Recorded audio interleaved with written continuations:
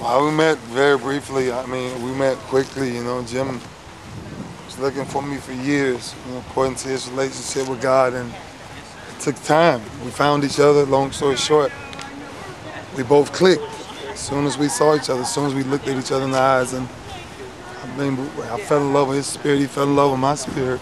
And now we're working together to make our world a better place. Sums it up in a nutshell. A lot of people say that he was the greatest player to ever live. Yeah. And some people obviously here are biased towards you being the greatest linebacker, if not the greatest player ever. Does this kind of thinking enter your thoughts at all, or is it something that will happen later on? Absolutely not. No, don't make me lie today. It has to cross your mind. If it doesn't, you don't know what you're chasing. I don't think it's about taking over. I just think it's about, the motto is simple. Don't stop until it's over. Just keep going. And wherever you end up at, that's where you end up at. We'll see. I'm with the legendary Jim Brown, and so pleased to be joined with him here on Fox 1370 Sports Radio Baltimore. Let's talk about what is bringing you here to town, and that is one Ray Lewis, is it not? Oh yes, Ray Lewis is a fantastic human being.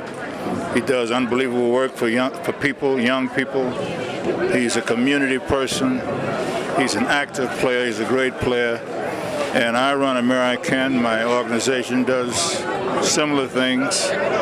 And we're joining forces. So I'm here to support what he's doing and to let him know that I'm a good team player. And collectively, we can make a great impact, I think, on this country. Where did you and Ray, Mr. Brown, first run into each other? The year that the Ravens won the Super Bowl, during training camp, I came in to speak. And I got Ray to speak at that time, and I got to know him at that time. And then later, before the season, I came back with Spike Lee, who was doing Jim Brown All-American, and also spoke to the team. So that's how I got familiar with him. But I've followed him ever since, and he's a fantastic inspiration to those team members.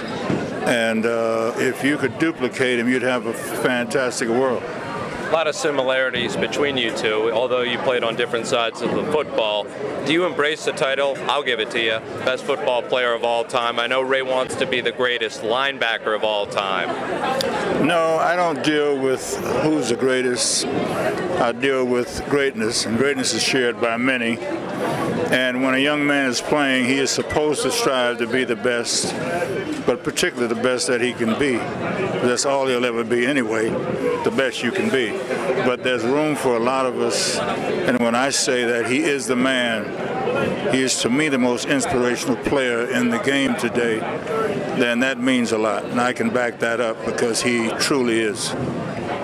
He likes to rally his teammates a lot. You see him get them involved as much as possible. He's like an extra coach on the field at times. Were you that way during your playing career, as vociferous as Ray? I was that way in a different way. I was quiet, but I studied, I inspired, I showed up to practice on time. I did the things the way you're supposed to do them, and my teammates had to follow. But he is a more vocal, he demonstrates physically, and he also deals with it mentally. So he does the whole deal. I did the quiet deal, and that's a big difference between us. When you come back to Baltimore, what type of memories do you have, Jim Brown? Well, I remember Art Modell, the team that came to Baltimore. They left the colors and the name in Cleveland. They created the Ravens. They performed tremendously. Ozzie Newsome is a fantastic football mind. Art Modell was able to make a deal that gave him dignity. There's nothing but positivity when I think of the franchise. Unfortunately, the Colts used to be here, the great Johnny Unitas and all those players, but I think that's been worked out so that everybody now seems to be satisfied with how things are. The only thing left is to get Mr. Modell into the Hall of Fame. That's a rallying cry in Baltimore, as you may be well aware. You're absolutely right. I think there's one writer in Cleveland that's keeping him out. Regardless of what you think, he deserves to be there. He won the World Championship in '64. He won the Super Bowl in whatever year it was, and he was a great inspiration to television development.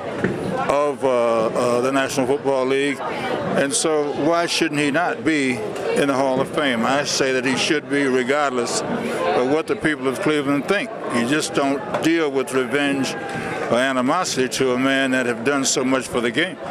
How does Jim Brown spend his time these days? Well, American is my movement. We work with violence, we work with education, we do it on an international level, and I play golf. That's my therapy. But anywhere that I can make a change in the lives of people, I do. But when I say American is a movement, it is a concentrated effort to use other organizations collectively to make an impact on the direction of violence and education in this country. It was great to see you out at the draft with the commissioner. What do you think of the job that he is doing laying down the law in the NFL these days? I think he's doing a tremendous job. It's a difficult job.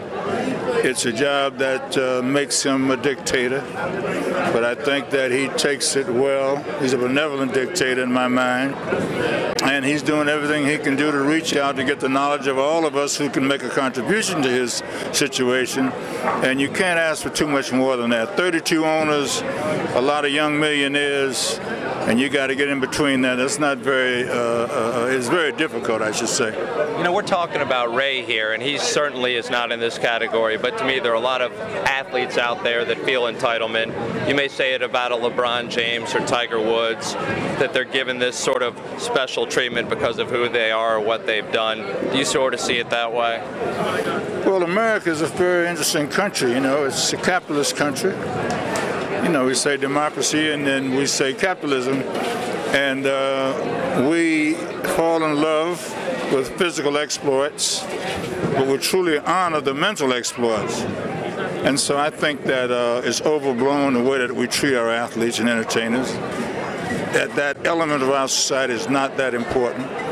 But on the other hand, if someone works hard, then they deserve to get whatever they can get. And in the capitalistic society, you know, as long as you don't do it illegally, you can walk over dead bodies to become the richest man in the world.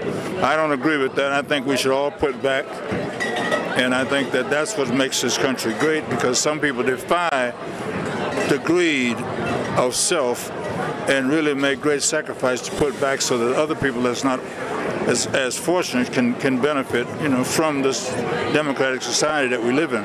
Is it a parent's responsibility to be a role model and not athletes? Well, role model is a misconception. A goal model is better. I think we all can be a goal in some particular area of our lives, and some people can follow that.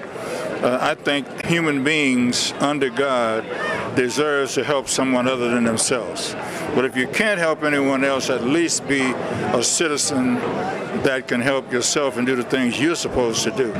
But in my legacy, I want it to be known that most of what I do is for others. I've been fortunate. There's nothing that I need other than the love of my friends. So why should I not use my last days to make as much of a contribution as I can? You still feel that love wherever you go, I assume. You're feeling it here in Baltimore this weekend. Actually, you know, I'm glad you said that, because I do. And I think it comes from standing up over the years and being consistent. And people, regardless of how they think they feel, when they see me, they seem to understand. And I take time with people, and each human being to me is as important as any other human being. So I enjoy that kind of love, and I believe it's real. And that's the good part of it, because if it's real, then it's okay. All I've done is heard things about you, and I'm so pleased and privileged to finally meet you. We have this friend in JT the Brick. I've heard you on his radio show, but I've always wanted to talk with you and pick your brain about so many subjects, because you're more than just an athlete to so many people. You were a lacrosse player, for goodness sake. It's a big deal around here, Jim Brown. Well, yes, this is a home of lacrosse. Most people don't know that. You're regarded as the greatest ever. Well, John Hopkins is regarded as the greatest team, the greatest school, the inventor of lacrosse. The Indians invented it, but it's a great game. It's a team game, and we all played it because we love it. But I'm glad to be here in the home of lacrosse, because we did play an all-star game down here and beat the South in my senior year. And they never forgot it. So I got letters forever after that, and it was very complimentary. So lacrosse is our lovely secret. We only play it because we love it, and now I'm in the home of lacrosse here in the Baltimore area. We talked about LeBron James. Your advice for this kid who is now waiting and waiting, or maybe he's not, knows where he's going to go with his life? You know, it's so unfortunate that a man that's got so much would feel so bad right now because of what he couldn't do. I think he's being treated unfairly. I think the expectations was too high, and I don't think he's going to stay in Cleveland because of it. I think as one man, there's only so much you can do, and for people to analyze you and to basically say humiliating things about you when you've given all those things through the years to that franchise, I think it's an atrocity. I respect him. He's a 25-year-old kid, and he is a kid, although he's taking responsibility of not really having a father.